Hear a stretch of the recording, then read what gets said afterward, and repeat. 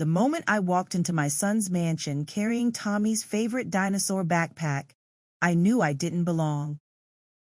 The foyer smelled like expensive candles and fresh flowers, not the Play-Doh and graham crackers that usually filled my small apartment where Tommy had lived for the past 8 years.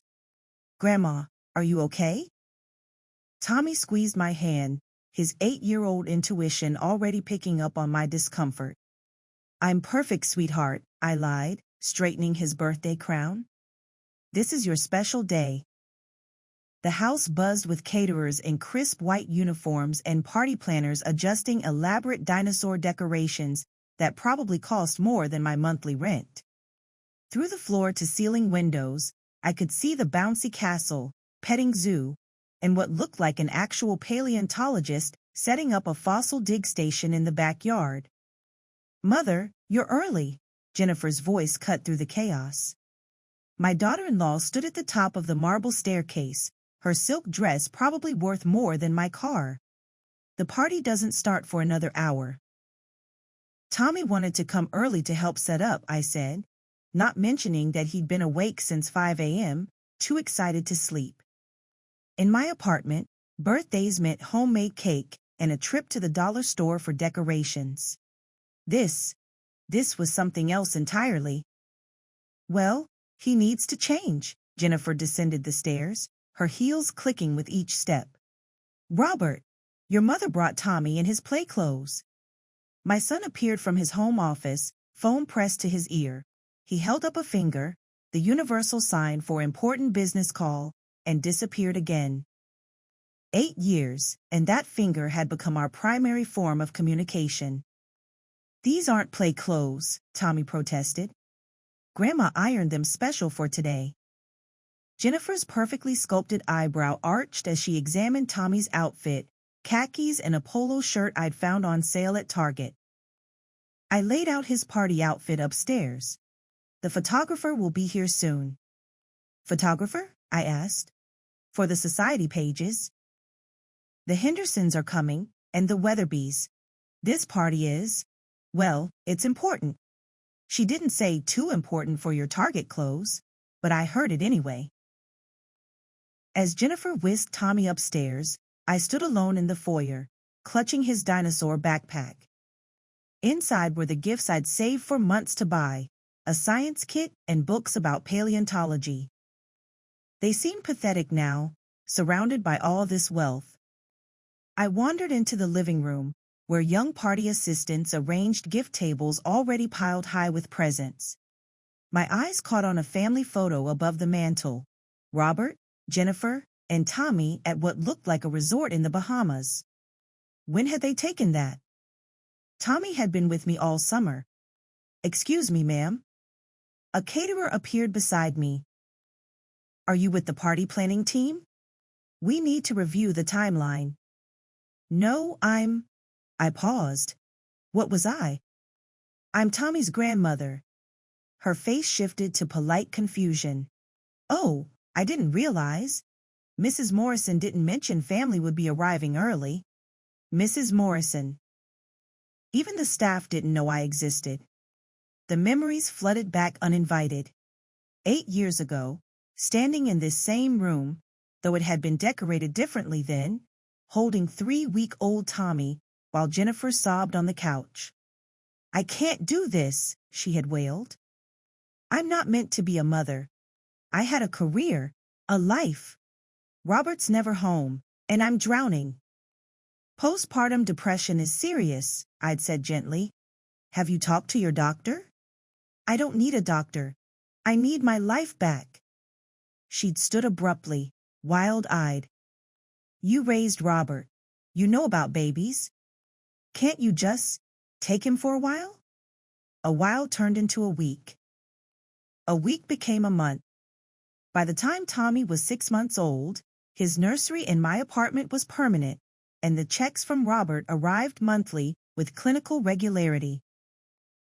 "We're focusing on our careers right now," Robert had explained during one of his rare visits. "It's better for Tommy to have stability with you. Just until we figure things out." They figured things out all right. Jennifer's real estate career exploded. Robert made partner at his firm. They moved into this mansion, took vacations to Europe, and built the perfect life they'd always wanted. Meanwhile, I raised their son in my 2-bedroom apartment, stretching my pension and their guilt money to make ends meet. Grandma, Tommy's voice pulled me back to the present. He bounded down the stairs in what looked like a tiny Ralph Lauren suit. Look, I'm fancy. You're always fancy to me, I said, kneeling to straighten his bow tie. The photographer wants family photos in the garden, Jennifer announced. Robert, we need you. My son finally appeared, having traded his phone for a matching blazer. The three of them looked like a magazine ad, perfect, polished, and complete. Come on, Grandma. Tommy grabbed my hand. Oh, sweetheart. Jennifer's smile was practiced. These are just for the immediate family. We'll take some with you later. I watched them walk toward the garden, Tommy looking back at me with confusion. Immediate family.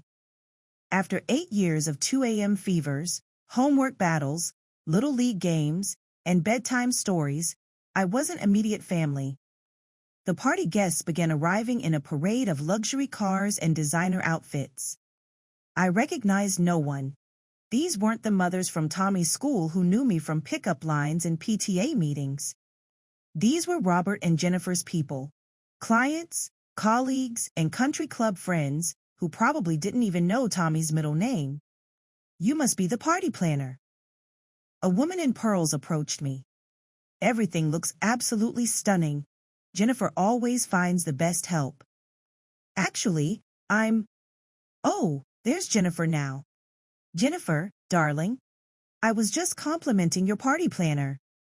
Jennifer appeared, champagne flute in hand. Her eyes met mine for a fraction of a second before she turned to her friend. Yes, we've worked very hard to make today special. Why don't you go get a drink? The bartender is making the most amazing mojitos. She steered her friend away without correcting her assumption. I stood there, invisible in my department store dress, finally understanding my role in this performance. The party unfolded like a movie about rich people.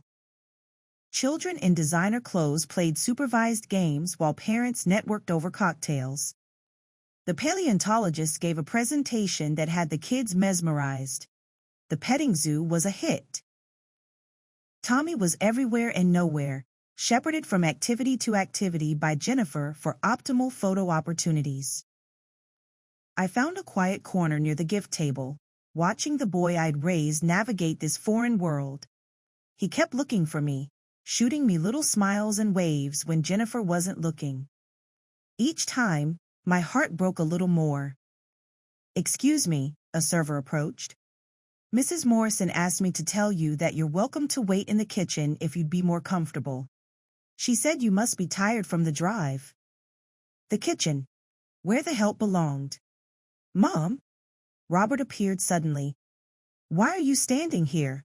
Come get some food. I'm fine, I said quietly. Your wife's friends think I'm the party planner. Something flickered across his face. Guilt, maybe, or recognition. They don't mean anything by it. You know how these people are. No, Robert, I don't know how these people are. The people I know are the ones who actually showed up for your son's life while you were building this. I gestured at the opulent party around us. Mom, please, not today. When then? When is a good time to talk about how you abandoned your son for 8 years? We didn't abandon him. He was with you. We sent money. Money? My voice cracked.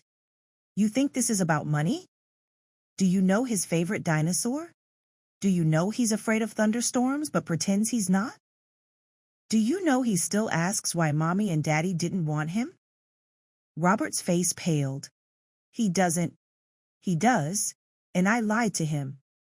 Every single day, I lie and tell him you were just too busy, that you loved him so much you wanted him to have a stable home while you worked. But the truth is, you were scared. Both of you.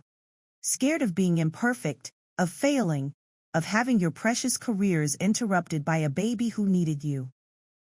That's not. He stopped, running a hand through his perfectly styled hair. It wasn't supposed to be 8 years. We just needed time to adjust. 8 years, Robert. 8 birthdays, 8 Christmases, 8 years of milestones you missed because you were adjusting. I watched Tommy through the window, laughing at something the paleontologist was demonstrating. And now you want to play happy family for your society friends? We're trying now. Isn't that what matters? Are you? Because from where I'm standing, this party isn't about Tommy. It's about you and Jennifer showing off. He wanted a dinosaur cake from the grocery store and a trip to the Natural History Museum. Instead, he got this circus where his own grandmother is mistaken for the help. Robert's phone buzzed. He glanced at it automatically, then caught himself. I have to. The cake is almost here. It's a surprise, this incredible designer from downtown. Tommy will love it. He walked away, leaving me alone again. Through the window, I watched the party continue, a celebration of my grandson by people who didn't know him, thrown by parents who'd been strangers until recently. I thought about leaving, just quietly slipping out and driving back to my apartment where Tommy's real life lived, his artwork on the refrigerator, his rock collection on the windowsill, the height marks on the doorframe tracking 8 years of growth. But then Tommy spotted me through the window and his whole face lit up. He broke away from the group and ran inside. Grandma, did you see the baby triceratops? It was so cool. Come on, you have to pet it. I don't think I'm supposed to. Please? He grabbed my hand with both of his. It's my birthday, and birthday boys get wishes, right? How could I resist? I let him lead me outside, past Jennifer's disapproving glance, past the society ladies who whispered behind manicured hands. Tommy didn't care. He just wanted to show his grandma the baby dinosaur. Isn't she beautiful? He whispered, gently stroking the petting zoo's iguana that was standing in for a dinosaur. The man said her name is Rosie. She's perfect, I agreed, watching his face shine with wonder. This was the Tommy I knew, curious, gentle, amazed by the world's small miracles. Tommy, Jennifer's voice cut across the yard. The cake is here. Everyone, gather round. The crowd migrated toward the patio, where servers were wheeling out an enormous creation. It was, admittedly, spectacular.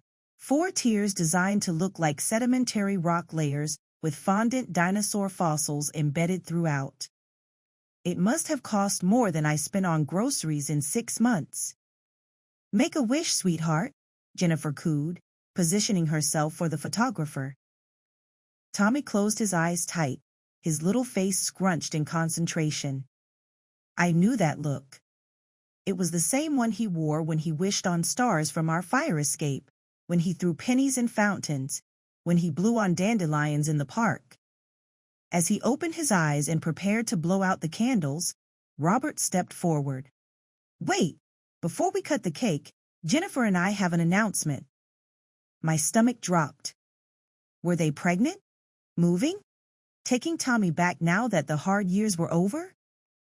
As you all know, Robert continued, his voice carrying that courtroom authority, family is everything to us. And birthdays are about celebrating not just the person, but everyone who made them who they are. Jennifer nodded, clutching Robert's arm. Which is why we're so grateful to everyone here for being part of Tommy's special day. Especially, Robert's eyes found mine across the crowd. The woman who made this all possible. The one who stepped up when we needed her most. For a moment, I thought he was going to acknowledge me. Finally, after all these years, recognize the sacrifice, the love, the life I'd put on hold to raise their son. Our amazing nanny, Mrs. Chen, who's been with us since we brought Tommy home. The crowd turned to look at a woman I'd never seen before, who smiled and waved from near the dessert table. My heart stopped. She's been like family to us, Jennifer added. We don't know what we would have done without her these past 6 months since we've had Tommy back home. 6 months. They'd had a nanny for 6 months and were crediting her with raising their son. Tommy looked confused, his eyes darting between the stranger and me. But Grandma. Let's cut that cake, Jennifer interrupted brightly. Tommy, you do the honors. The photographer snapped away as Tommy was handed an elaborate cake knife. But he wasn't smiling anymore. He was looking at me, and in his eyes I saw the same recognition that was breaking my heart. We were being erased. I need some air, I whispered to no one, stumbling toward the house. In the bathroom, I gripped the marble countertop and stared at my reflection. When had I gotten so old? So invisible? The woman in the mirror had gray hair that needed touching up, drugstore makeup that had seemed fine this morning but now looked cheap under the crystal chandelier lighting. A soft knock interrupted my spiral. Grandma? Are you okay? Tommy slipped inside, his fancy clothes already rumpled. Why did Daddy say those things about Mrs. Chen? She's not my nanny. She just watches me sometimes when they go out. I knelt down to his level. Sometimes adults say confusing things, sweetheart. But it's a lie. You're the one who took care of me. You're the one who taught me to read and ride a bike and make French toast. His voice got smaller. You're the one who was there when I had bad dreams. Oh, honey. I don't like it here, he burst out. I know it's big and fancy, but it doesn't smell like home. They don't read me stories the right way, and Mommy gets mad when I get dirty, and Daddy's always on his phone. I want to go home, to our home. I pulled him into a hug, feeling his small body shake with tears he was trying not to cry. I know, baby, I know. Can't I come back with you? Please? I'll be good, I promise. I'll help with chores and eat all my vegetables and… Tommy, sweetheart, you're already good. You're perfect. I held him tighter, my own tears falling freely now. But this is your home now. With your parents. They don't feel like parents, he whispered. You feel like parents. You and Pop-Pop's picture on the mantle. My husband had died when Tommy was 4, but the boy still talked to his photo every night before bed, telling him about his day. One more thing Robert and Jennifer didn't know about their son. I'll tell you what, I said, pulling back to look at his tear-stained face. No matter where you live, I'll always be your grandma, and you'll always be my special boy. That's never going to change. Promise? Promise. Cross my heart. Hope to die. Stick a needle in my eye. That got a small giggle. That's gross, Grandma. That's why it's a good promise. Now, let's wash your face and get back to your party. There's cake to eat. We walked back outside hand in hand. The cake had been cut and distributed, children running around with frosting-covered faces. Jennifer shot me a look that clearly said I'd overstepped by disappearing with the birthday boy. There you are, she rushed over. Tommy, the Weatherbees want to meet you. They have a grandson your age. As she led him away, I found myself at the dessert table, staring at the remains of the elaborate cake. 4 tiers of lies, covered in expensive fondant. It's something, isn't it? Mrs. Chen appeared beside me. Mrs. Morrison showed me pictures of all his birthday cakes. This is definitely the fanciest. All his birthday cakes. The ones I'd made from box mix in my tiny kitchen, decorated with plastic dinosaurs from the dollar store. The ones we'd eaten at my dining table with his friends from the building, Maria from 3B, the Thompson twins from down the hall. I'm his grandmother, I said quietly. Mrs. Chen's face shifted. Oh, I didn't. They didn't mention. No, they wouldn't have.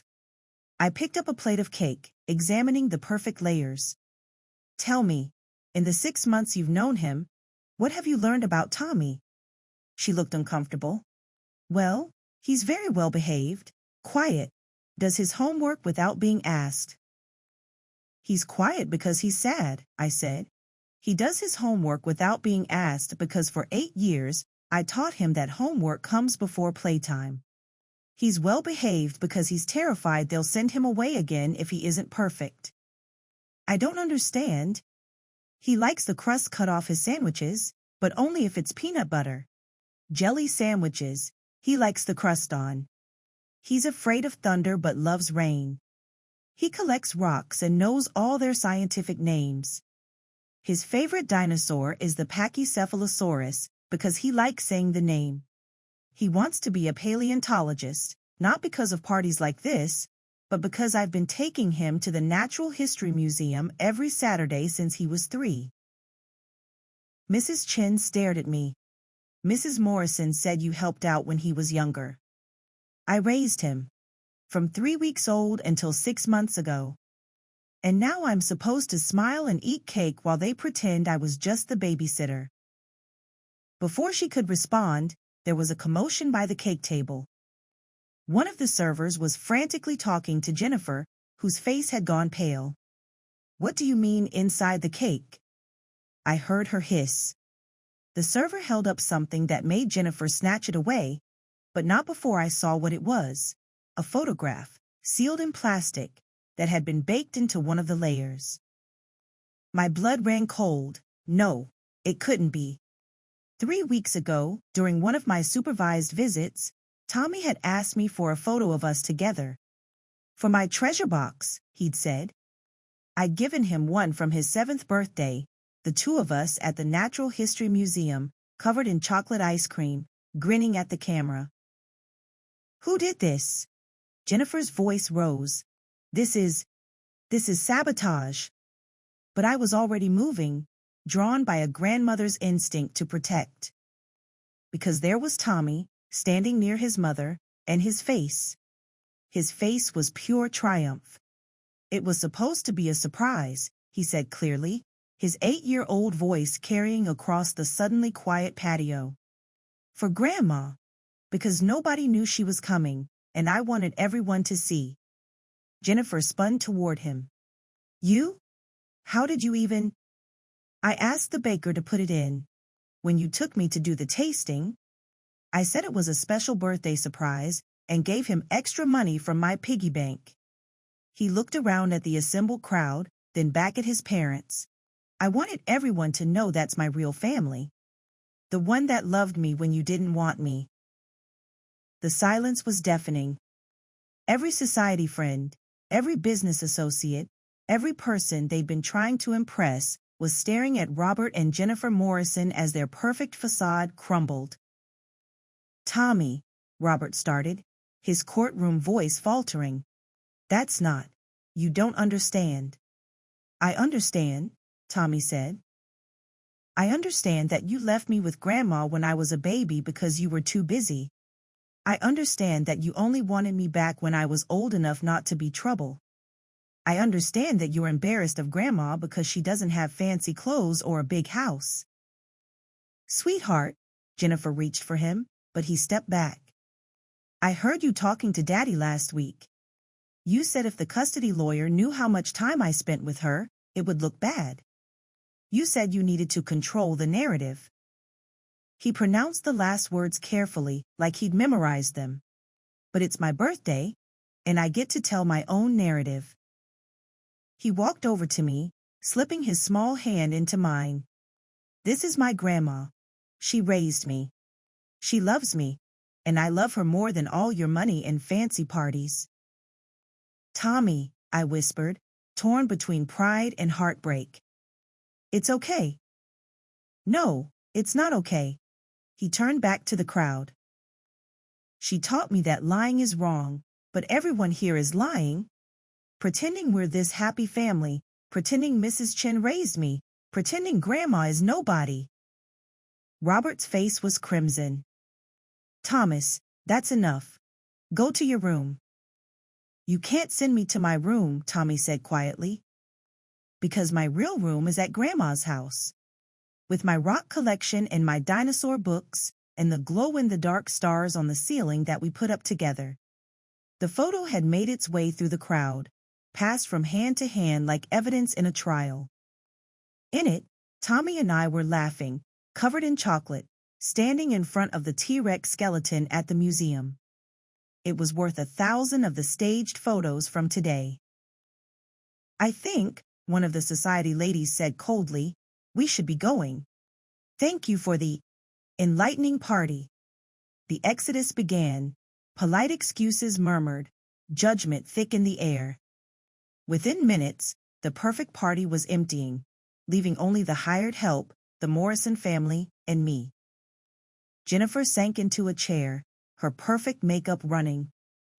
"Do you have any idea what you've done?" she asked Tommy. "The Weatherbys are clients. The Hendersons are on the board of your father's firm." "I told the truth," Tommy said simply. "Grandma says the truth is always right, even when it's hard." Robert loosened his tie, looking older than his 40 years. "Mom, I think you should go." "No," Tommy's voice was fierce. "If she goes, I go." "You're 8 years old," Robert said. "You don't get to make that choice." "Then I'll be the saddest 8-year-old you've ever seen. I won't eat. I won't talk. I won't play your perfect son for your perfect friends." He lifted his chin, and in that moment, I saw my late husband's stubborn streak shining through. "I'll tell everyone at school. I'll tell the judge. I'll tell anyone who asks that you threw away your baby and only wanted him back when he was convenient." "You vindictive little," Jennifer started, then caught herself. "He's not vindictive," I said quietly. "He's hurt. There's a difference."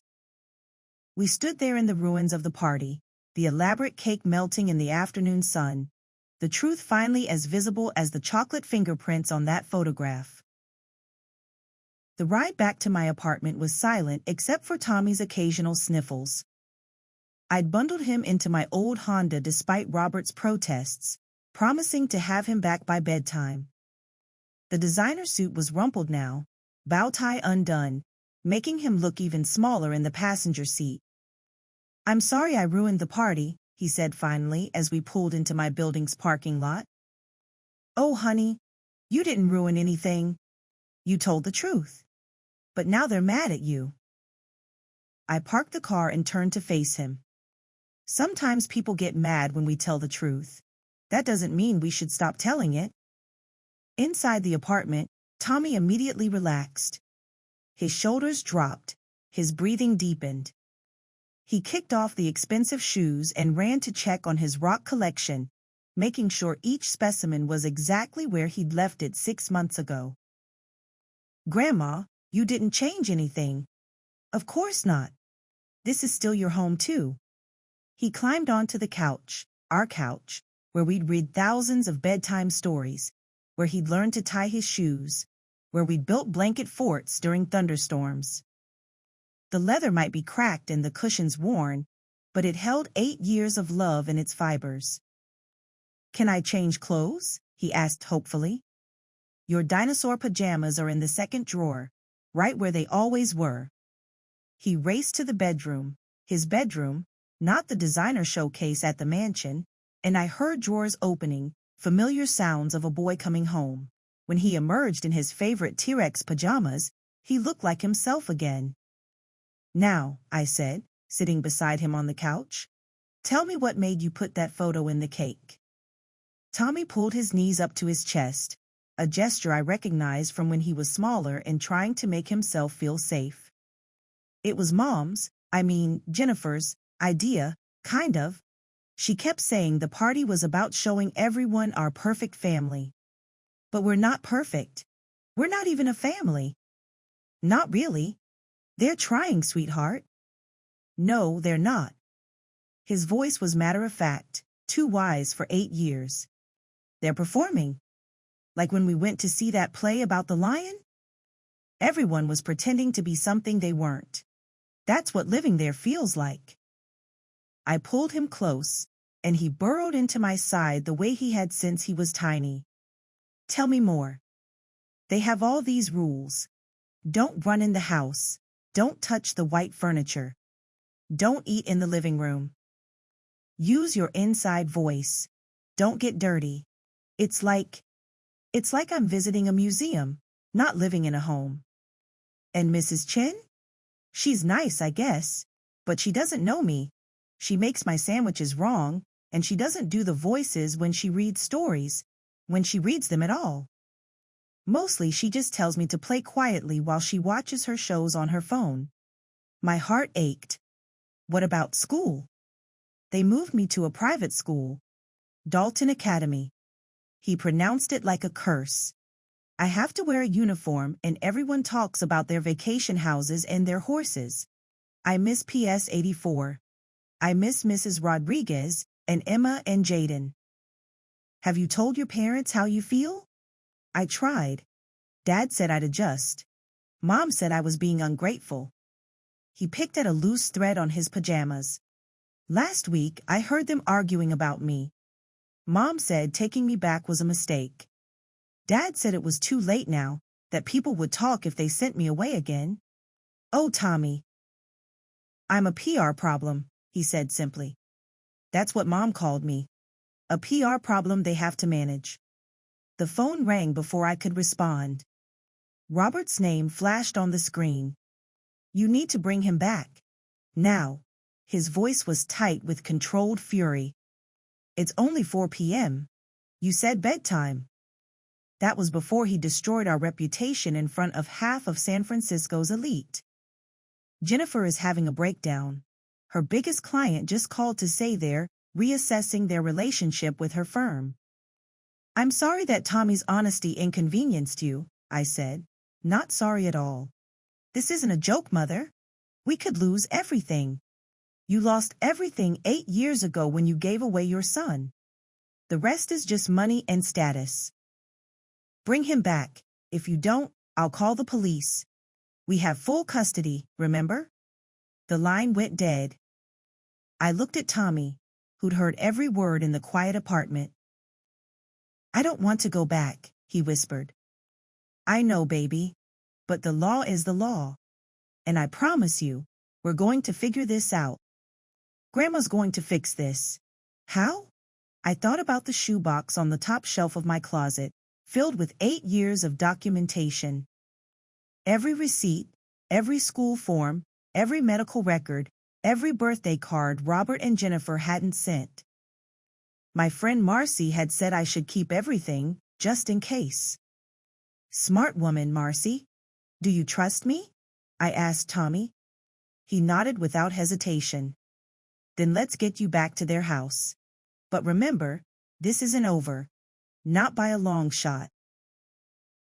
The drive back to the mansion felt like driving to an execution. Tommy was quiet again, staring out the window at the city passing by. When we pulled up to the gate, he grabbed my hand.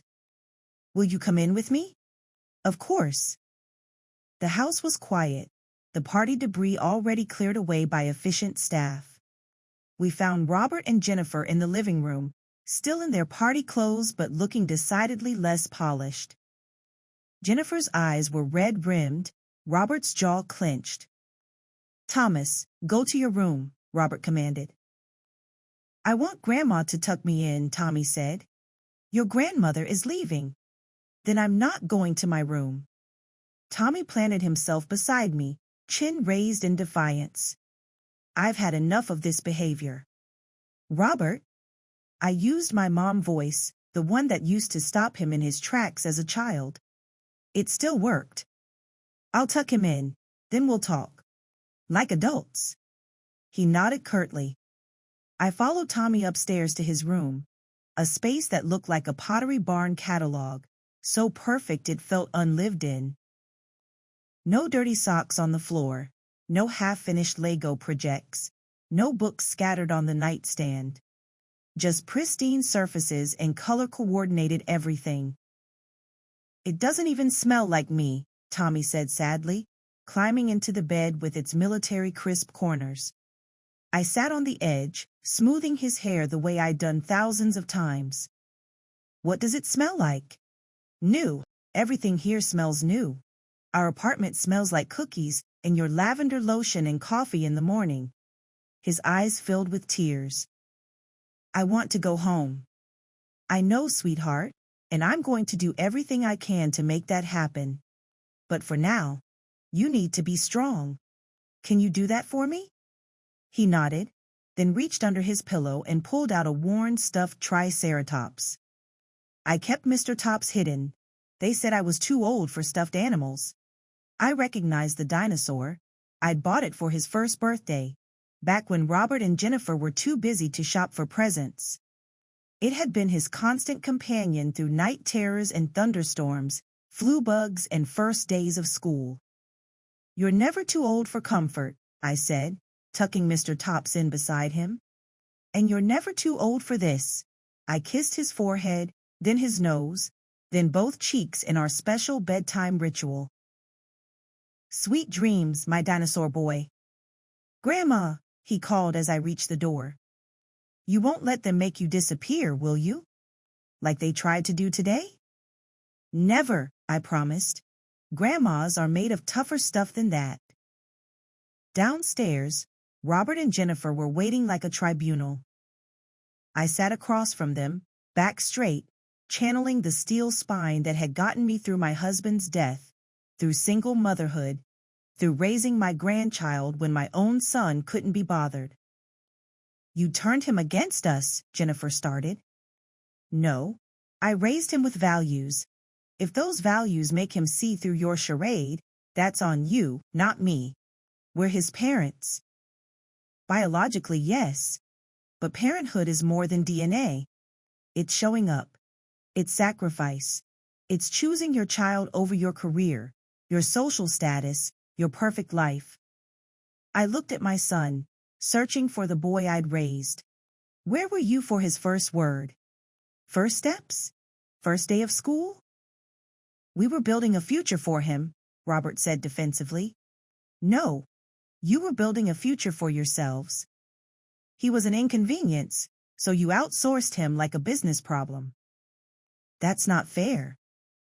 Fair? I laughed bitterly. Was it fair when he cried for you every night for the first year? Was it fair when he asked why other kids' mommies picked them up from school? Was it fair when he made Father's Day cards for a ghost because you couldn't be bothered to visit? We sent money. Money isn't love, Robert. Money doesn't hold your hair when you're throwing up. Money doesn't check for monsters under the bed. Money doesn't applaud at every terrible magic trick or sit through endless dinosaur facts. My voice cracked. I did that. For 8 years, I did that. And I'd do it again in a heartbeat, because that's what you do for children. You show up. Jennifer's perfectly manicured nails dug into her palms. We made a mistake, okay? Is that what you want to hear? We were young and scared and we made a mistake. But we're trying to fix it now. By pretending I don't exist? By crediting a nanny you've known for 6 months with raising him? By throwing him into a world he doesn't understand and expecting him to perform like a trained SEAL? We're giving him opportunities. He doesn't need opportunities. He needs love.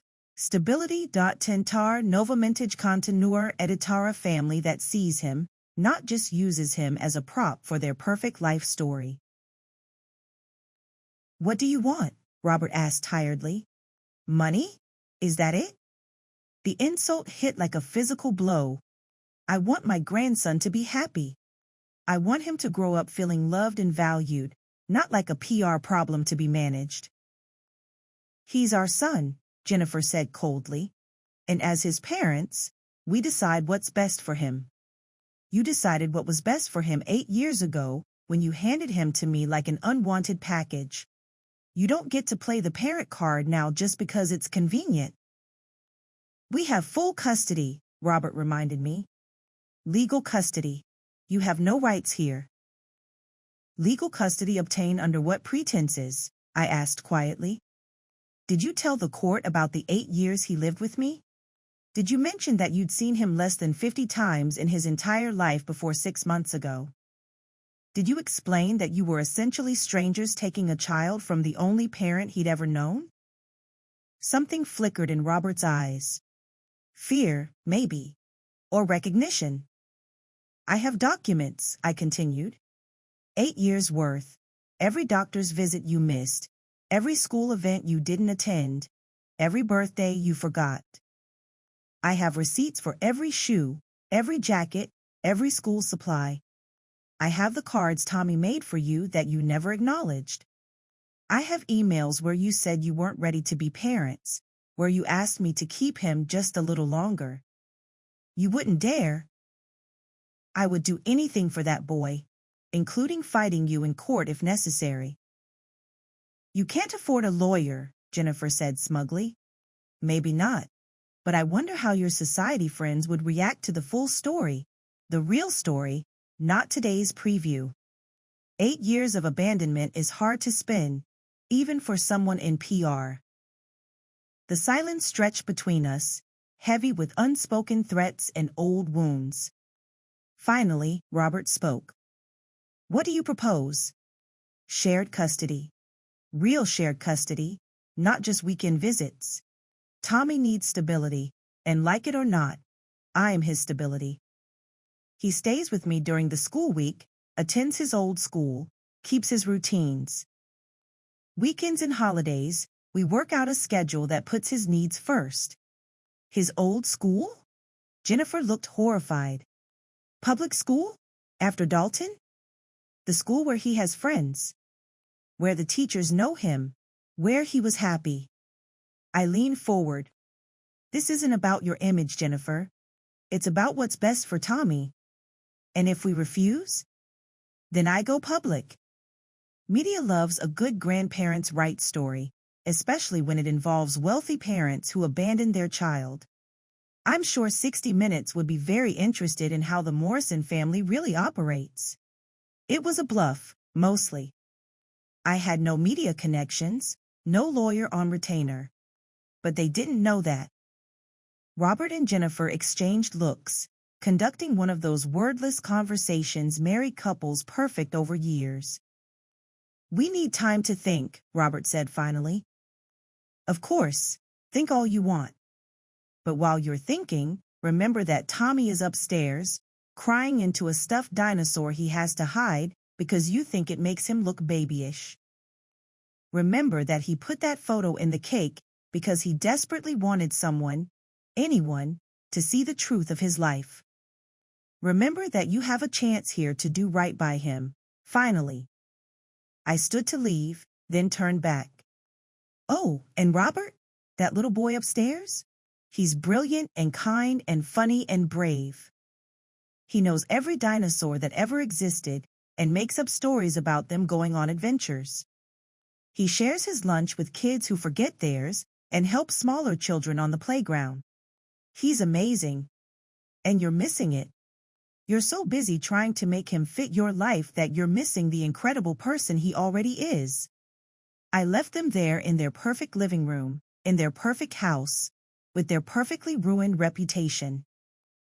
As I drove home, I thought about the birthday wishes Tommy had made over the years, always with that same scrunched face concentration. I'd never asked what he wished for, respecting the sacred privacy of birthday wishes. But now I wondered if every wish had been the same, for a family that truly wanted him. Back in my apartment, I pulled down the shoebox of documents and spread them on the kitchen table. 8 years of a life lived, recorded in receipts and reports and photographs. It wasn't a legal case yet, just a grandmother's instinct to save everything. But looking at it all, the hospital bracelet from when he had pneumonia at age 3, the proud parent letter from when he was student of the month, the Mother's Day cards addressed to me, I realized it was more than evidence. It was proof of love. My phone buzzed. A text from Tommy, sent from the iPad they'd given him. Grandma, I can see the stars through my window, but they're not as bright as our glow stars. I love you to the moon and back and around the universe twice. That's our saying, right? I typed back through tears. That's our saying, baby. I love you to the moon and back and around the universe twice, plus one more time for good measure. 3 dots appeared, showing he was typing. Then, I knew you wouldn't disappear. Grandmas are made of tougher stuff. You said so. The toughest, I confirmed. Sweet dreams, my dinosaur boy. Sweet dreams, Grandma. Tomorrow will be better, right? I looked at the document spread before me, thought about the battle ahead, the lawyers and courts and public opinion we'd have to navigate.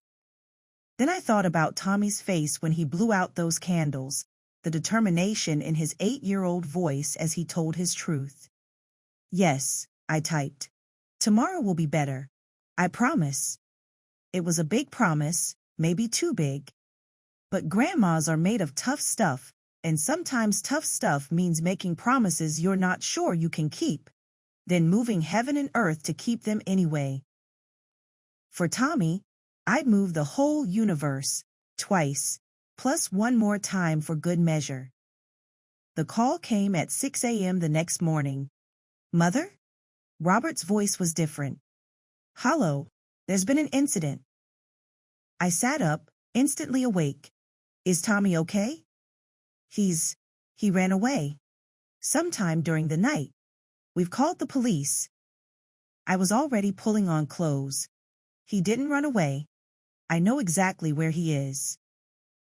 20 minutes later, I found him where I knew he'd be, the Natural History Museum, sitting on the bench in front of the T-Rex skeleton where we'd spent countless Saturdays. He was still in his dinosaur pajamas, the designer shoes replaced with his old light-up sneakers that he must have hidden in his backpack. How did you get here? I asked, sitting beside him. I took the bus, like we used to. I remembered the route, the M4 to the crosstown, then walked 3 blocks. He looked proud and terrified in equal measure. I used my emergency money. You said it was for real emergencies, and this felt like one. Oh, sweetheart. I pulled him close, texting Robert that I had him, that he was safe. I couldn't sleep, Tommy continued. The house was too quiet. Not normal quiet, empty quiet. Like nobody really lives there. And I kept thinking about what you said, about tomorrow being better. But what if it's not? What if they make you go away forever? That's not going to happen. You can't promise that. He looked up at me with eyes too wise for his age. Just like they couldn't promise they'd come back for me when I was a baby. Sometimes adults can't keep promises, even when they want to. Security was approaching. The museum wasn't open yet. I showed them my membership card, explained we'd had a family emergency, and surprisingly, they let us stay. You know what this is? I asked Tommy, pointing at the T-Rex. Sue, Tyrannosaurus rex, found in South Dakota in 1990. Do you know how long Sue was buried before they found her? 67 million years. That's right, 67 million years hidden in the ground, and then one day, someone saw a tiny piece of bone sticking out. And because they were patient and careful, they uncovered this entire magnificent creature that had been there all along. Tommy considered this. Is that a metaphor? Mrs. Rodriguez taught us about metaphors. I smiled. Maybe. What do you think it means? That sometimes important things are hidden, and you have to dig carefully to find them? Or maybe that the truth has a way of surfacing, no matter how deeply it's buried. We sat in comfortable silence, watching the early morning light filter through the museum skylights, casting long shadows from Sue's bones. They're going to be really mad, Tommy said finally. Probably. Are you mad? No, baby. I'm worried, and I'm sad that you felt you had to run away. But I'm not mad. I left a note. I said I was going to find my real home. And you came here? He nodded. This is where I'm happiest. With you, looking at dinosaurs, learning things. Remember when I was 5 and I said I wanted to live here? You asked if we could put a bed next to the Triceratops exhibit. You said the security guards might not like that. He leaned against me. But you also said home isn't always a place. Sometimes it's a person. My phone was buzzing constantly now. Robert, Jennifer, probably the police. But for just a moment, I wanted to freeze time here, in our sacred space, before the real world crashed in. Tommy, what happened last night? After I left? They fought. Really loud. Dad threw a glass and it broke. Mom cried, really cried, not pretty TV crying. Ugly crying with snot and everything. He picked at a hole in his pajama knee. They said things. What kind of things? Dad said taking me back was about the Pemberton account. That Mr. Pemberton likes family companies, and it would look bad if they didn't have me. Mom said she never wanted kids, that I was an accident that ruined her body and her career trajectory. He said the last part like he was repeating words he didn't fully understand. Oh, honey. Then Dad said at least I was useful now, for their image, and Mom said not anymore, not after the party. That I'd cost them everything. His voice got very small. I'm expensive, Grandma. I cost too much. You don't cost anything. You're priceless. There's a difference. I looked it up on my iPad. Priceless means so valuable you can't put a price on it. But I think they meant expensive like I'm not worth it. Robert burst through the museum doors before I could respond, still in yesterday's clothes, looking haggard. Jennifer was behind him, mascara smudged, designer outfit wrinkled. Thomas Morrison, you do not run away. Robert's voice echoed in the empty hall. Tommy pressed closer to me. My name is Tommy. Only teachers call me Thomas. We're leaving. Now. Robert reached for him, but Tommy scrambled into my lap. No, I'm not going back. You don't want me anyway. You said so. Jennifer's face went pale. You were listening? The vents carry sound, Tommy said. I hear everything. All the fights about money and whose fault I am, and how much easier life was before. We didn't mean, Jennifer started. Yes, you did. You meant every word. Just like you meant it when you gave me away. Tommy's voice was steady, but I could feel him trembling. At least be honest about it. Let's discuss this at home, Robert said tightly, aware of the security guards watching. That's not my home. It's a museum where I'm an exhibit. Tommy looked at his parents with those devastating eyes. The real boy. Watch him perform childhood for your entertainment. Don't tap on the glass. You're being dramatic. I'm being honest. You should try it sometime. Robert's phone rang. He answered it, his face going from pale to ashen. What do you mean, viral? Jennifer grabbed the phone, her PR instincts kicking in. Whatever she saw on the screen made her sink onto the nearest bench.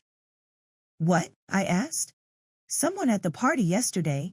They filmed Tommy's speech. About the photo in the cake. Jennifer's voice was hollow. It's everywhere. Twitter, TikTok, Instagram. 8-year-old exposes parents' abandonment at own birthday party. She held up the phone. The video was shaky but clear.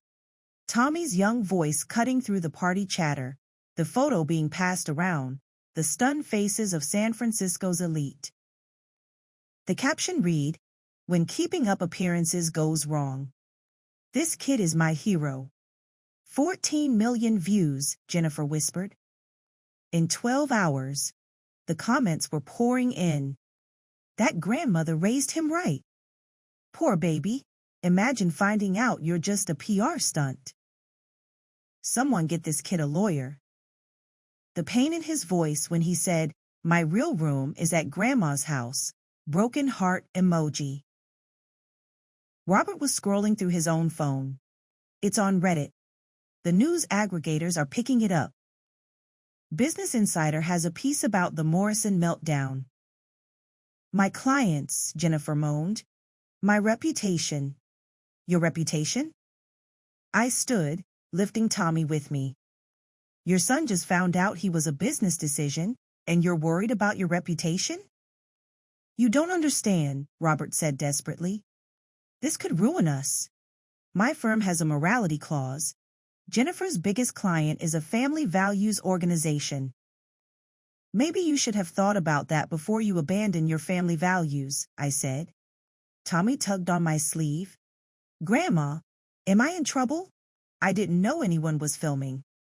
No, baby. You're not in trouble. Sometimes the truth has its own timeline. More people were entering the museum now, employees arriving for work, early bird tourists. Several did double takes, recognizing Tommy from the viral video. Is that the birthday boy? One woman whispered to her friend. The one with the cake? We need to go, Robert said urgently. Before this gets worse. Worse than what? I asked. Worse than admitting you failed as parents? Worse than the truth finally catching up with you?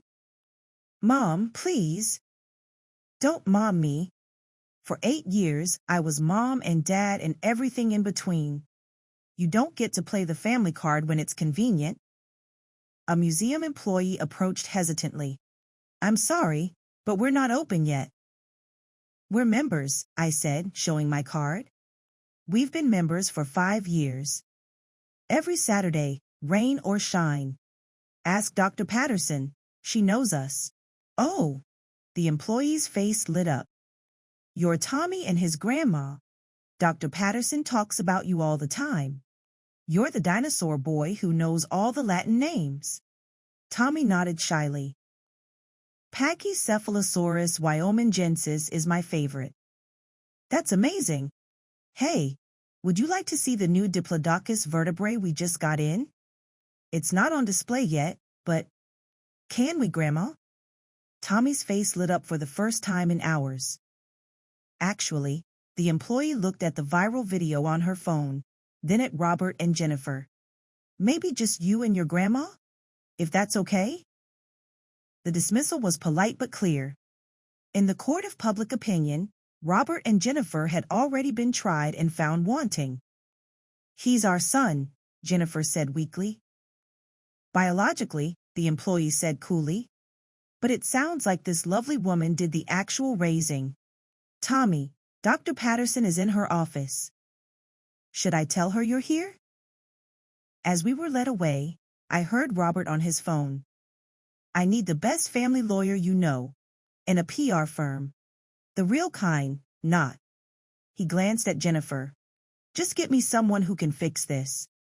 But some things, once broken in public, can't be fixed with lawyers and spin. The truth, like dinosaur bones, has a way of surfacing. And sometimes, just sometimes, that's exactly what needs to happen. Dr. Patterson, the museum's head paleontologist, greeted us warmly. Tommy, I heard you had quite a birthday party. Come see what we've been preparing. As Tommy examined the new fossil with the reverence of a true scientist, Dr. Patterson pulled me aside. I saw the video. That poor child.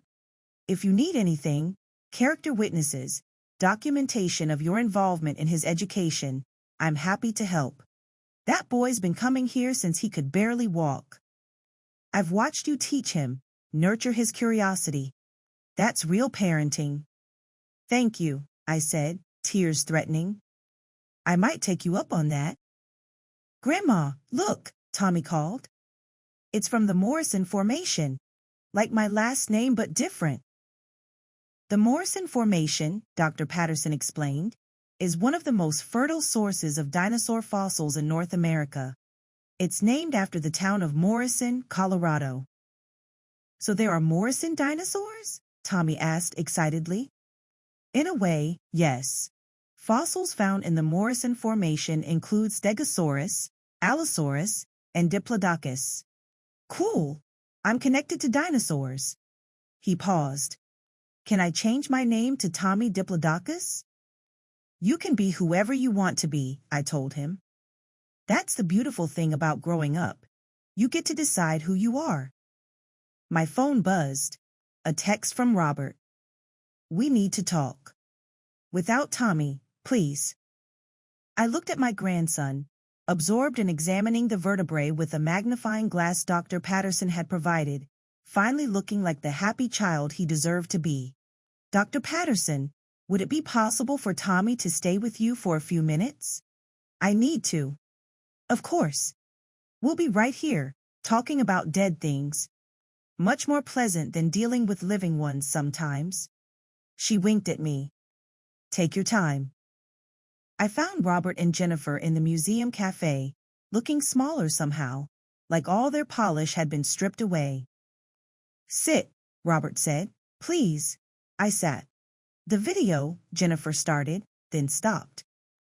My firm called. They're putting me on administrative leave pending an internal review. My biggest client dropped us an hour ago. Robert's managing partner wants to see him Monday morning, Robert added, to discuss whether this aligns with the firm's values. I'm sorry your choices have consequences, I said, meaning it. Despite everything, he was still my son. We want to make a deal, Robert said quietly. Full custody back to you. We'll pay support, of course. Generous support. We'll sign whatever you want. Just like that? You're giving him up again? We're not parent material, Jennifer said bitterly. Yesterday proved that. We tried to force him into our life instead of building a life around him. And now it's inconvenient again, I finished. No, Robert said firmly. Now we see what we've done to him. That video, hearing him say we didn't want him, that he's a PR problem. No child should ever feel that way, especially not about their parents. What about what Tommy wants? He wants you, Jennifer said simply. He's always wanted you. We were just too proud to see it. And too selfish, Robert added quietly. We told ourselves we were giving him opportunities, but really we were trying to remake him into what we thought a Morrison child should be. Private school, fancy parties, all of it. He hated that school, I said. We know. His teacher called yesterday, after the party. Said he'd been asking her if there were laws about where children had to live. She thought it was for a social studies project. Robert's voice cracked. He was researching how to legally leave us. We sat in silence, the weight of their failures heavy between us. There will be conditions, I said finally. This isn't like 8 years ago where you just hand him over and disappear. He needs to know you're not abandoning him, even if he's living with me. What kind of conditions? Therapy. For all of us. Tommy needs to process this, and you two need to learn how to be parents, even part-time ones. I pulled out my phone, showing them my calendar. Regular visits. Not when it's convenient for your image, but consistent. Every other Saturday, one evening a week for dinner. Holidays we negotiate based on what Tommy wants. That's fair, Robert said. I'm not done. You come to his school events. His real school, PS 84, where he'll be re-enrolled Monday.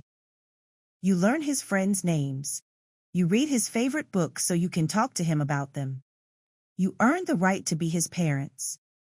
And if we fail, Jennifer asked, then at least you'll fail while trying, which is more than you've done for 8 years. They agreed to everything. Of course they did. Their perfect world was crumbling, and I was offering them a path that let them save face while doing right by Tommy. We'd need lawyers to make it official, but the real work would be harder than any legal document. When I returned to Dr. Patterson's office, Tommy was teaching her the song I'd made up about dinosaur names when he was 3. She was laughing, trying to keep up with the tongue-twisting lyrics. Ready to go home? I asked. Real home? Tommy asked hopefully. Real home. Your dinosaur pajamas need washing, your rock collection needs dusting, and I think we need to make some chocolate chip cookies. What about? He gestured vaguely toward the cafe where his parents waited. They'll be coming around sometimes. To visit, to spend time with you. But you'll be living with me. Forever? For as long as you need me. He considered this. I'll always need you, Grandma. Even when I'm old like you. Then I'll always be here. Promise? Cross my heart, hope to die. Stick a needle in your eye, he finished, giggling. That's still gross. As we prepared to leave, Dr. Patterson pulled me aside once more. That boy is special. Not just smart, though he's brilliant, but resilient, kind. You've done an amazing job. I just loved him, I said simply. Exactly. You loved him. That's the whole secret, isn't it? We collected Robert and Jennifer, who followed us awkwardly to the parking lot. Tommy walked between us, holding my hand but watching his parents with careful eyes. Tommy, Jennifer said hesitantly, we're sorry. For everything. We're going to try to do better. He studied her for a long moment. Okay, but you have to mean it. Grandma says apologies don't count unless you change your behavior. We'll change, Robert promised. It might take time. I'm 8, Tommy interrupted. I've got time, but not infinity time, so you better start soon. With that wisdom, he climbed into my car, buckling himself into the booster seat that had lived there for years. Through the window, I saw him pull out Mr. Tops, no longer hidden, and hug the dinosaur tight. Grandma? He said as I started the car. Is it okay that I'm a little sad? Even though I'm going home? Of course, baby. Feelings are complicated. You can be happy and sad at the same time. I'm sad they didn't want me the way I am. But I'm happy I have you. And I'm happy I have you. To the moon and back. And around the universe twice, he finished. Plus one more time for good measure. As we drove away, I saw Robert and Jennifer in my rearview mirror, standing in the parking lot looking lost. They had work to do, years of damage to try to repair. But maybe, just maybe, this public humiliation would be their wake-up call. The video had gone even more viral by the time we got home. 20 million views and climbing. News outlets were calling for statements. But in our apartment, we ignored it all. We made cookies, reorganized Tommy's rock collection, and read 3 chapters of his favorite dinosaur book. Normal things. Home things. That night, as I tucked him into his own bed with its dinosaur sheets and glow-in-the-dark stars, Tommy asked, Grandma? Do you think they'll really change? I don't know, sweetheart. People can surprise you sometimes. But whether they do or don't, you've got me. Always. That's enough, he said sleepily. That's more than enough. I sat with him until he fell asleep, Mr. Tops clutched in his arms, finally safe in the place he belonged. Tomorrow, there would be lawyers and custody papers and more viral videos to deal with. But tonight, my grandson was home, and that was all that mattered.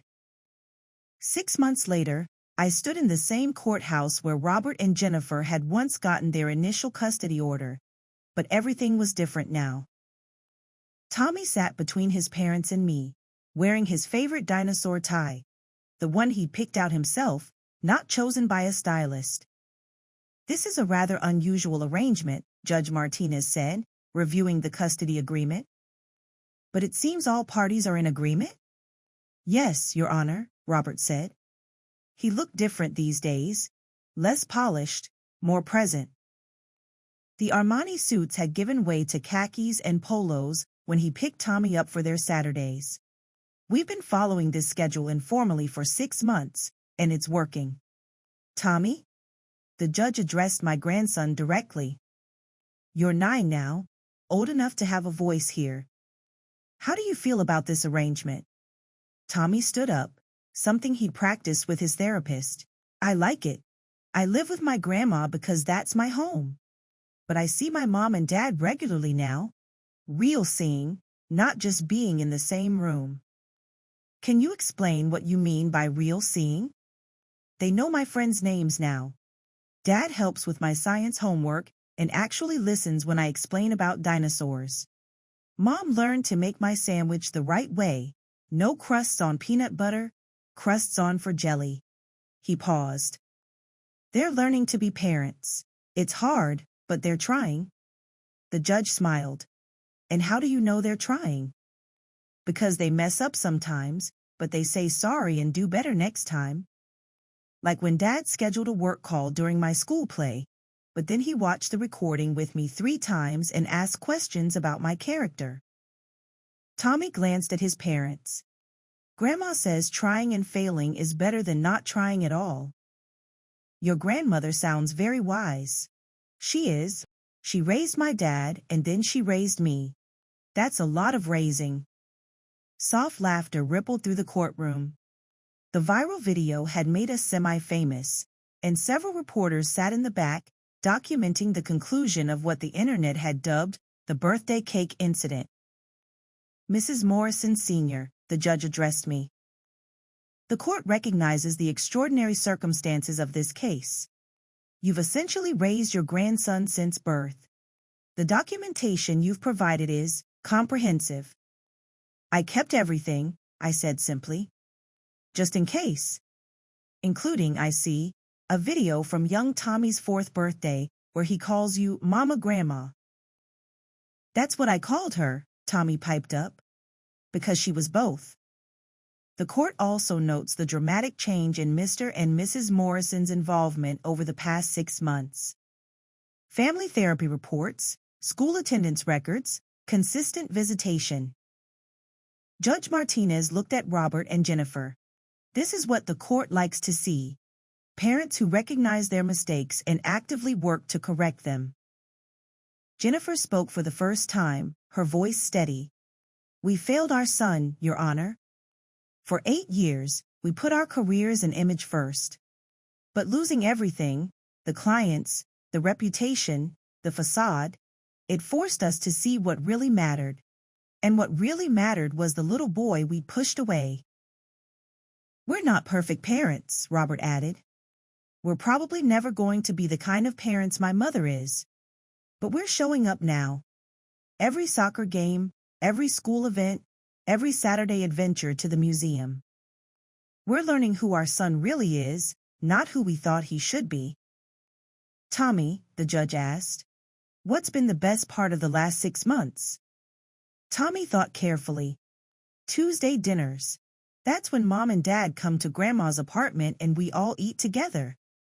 Dad brings takeout from somewhere I pick, and Mom brings dessert, and we talk about our weeks. Real talk, not fake polite talk. He smiled. And they stay to help with dishes and homework. It feels like a family. It is a family, I said softly. Just not a traditional one. The judge nodded. The court approves the custody arrangement as submitted. Primary physical custody to Mrs. Morrison Sr., with Mr. and Mrs. Morrison having visitation every other weekend, Tuesday dinners, and alternating holidays. The court particularly approves of the provision for family therapy to continue indefinitely. There's one more thing, Tommy said, pulling a paper from his dinosaur backpack. I wrote this. Can I read it? The judge looked charmed. Of course. Tommy unfolded the paper carefully. Dear Court, my name is Tommy Morrison, but I'm thinking about adding Diplodocus as a middle name. I want to tell you about my family. It's not normal, but it works. My grandma raised me with love. My parents gave me DNA and are learning to give me love too. It took a birthday cake with a picture inside to show everyone the truth, but sometimes the truth needs help coming out. He paused, looking at all of us. I used to think my parents didn't want me.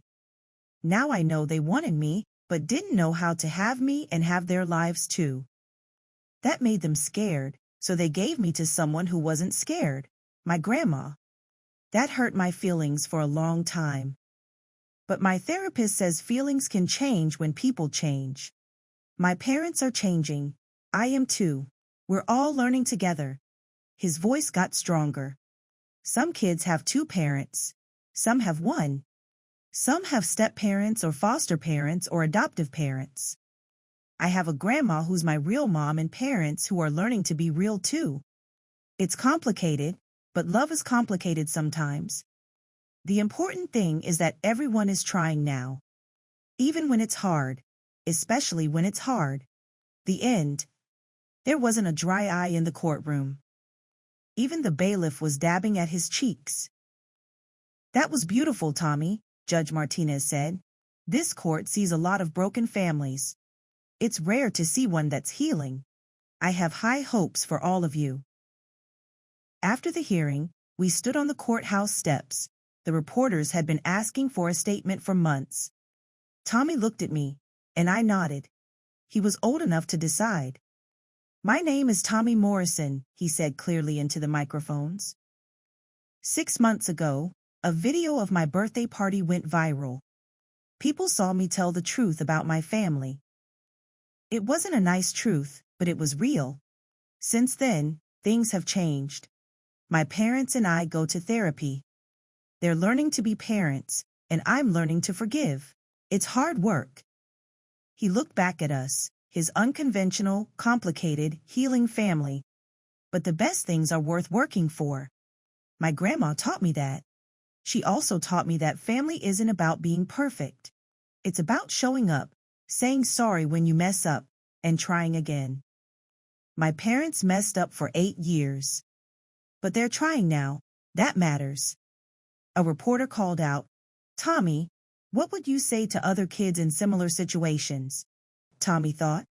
"Tell the truth, even when it's scary. Find the grown-ups who really see you. And remember that love comes in different shapes. Mine comes in the shape of a grandma who raised me, parents who are learning, and Tuesday dinners where we're all together." "And dinosaurs?" another reporter added with a smile. "Always dinosaurs," Tommy grinned. "Especially Diplodocus from the Morrison Formation. That's going to be my middle name someday." As we walked away from the cameras, Jennifer surprised me. "Thank you," she said quietly. "For raising him. For keeping him safe and loved when we couldn't. For giving us another chance when we didn't deserve it." "Everyone deserves another chance," I said. "That's what family does."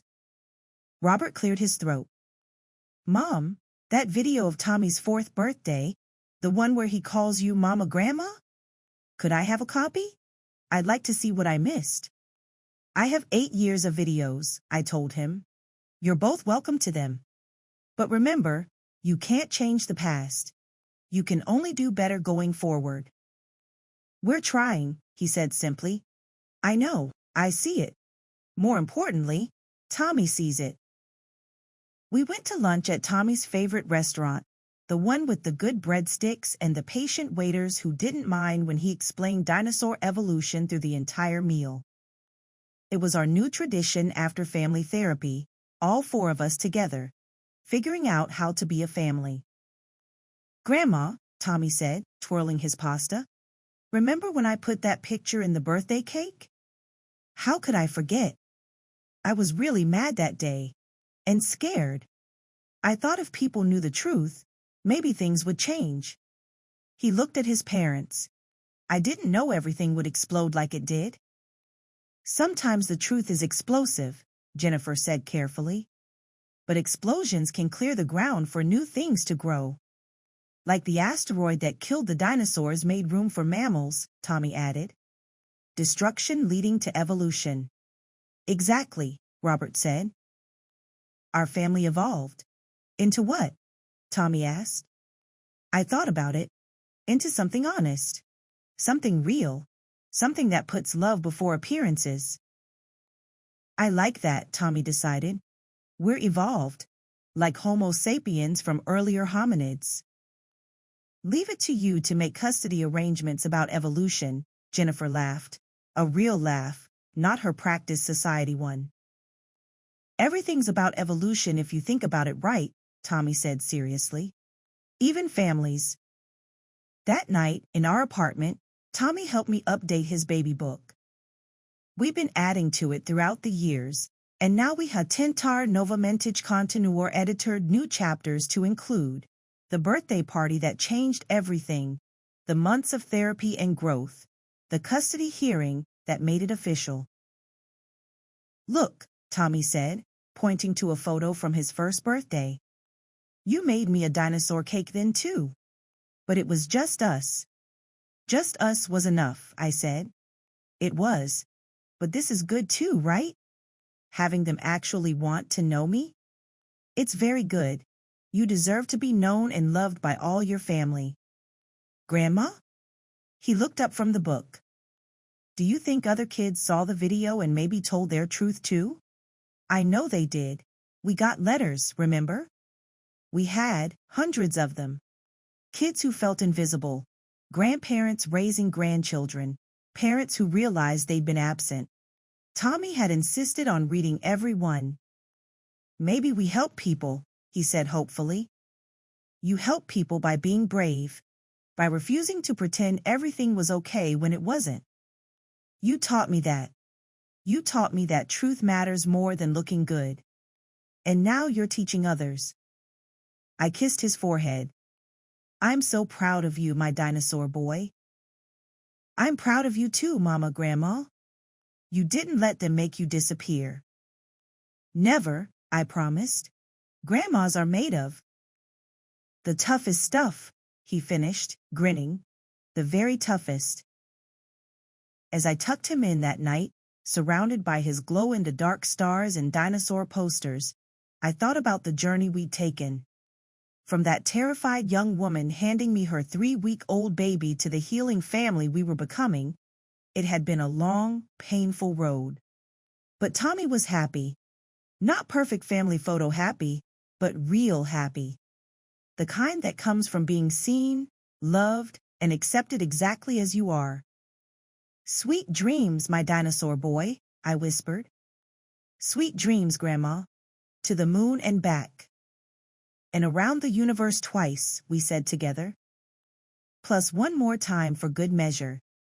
Some families are born, some are made, and some, like ours, are forged in the fire of truth-telling, shaped by the patience of unconditional love, and strengthened by the courage to change. We weren't the Morrisons of the society pages anymore. We were something better, a real family, messy and complicated and evolved. A grandmother who'd raised 2 generations with love. Parents who'd learned that showing up late is better than not showing up at all. And a boy brave enough to hide his truth in a birthday cake, changing all our lives forever.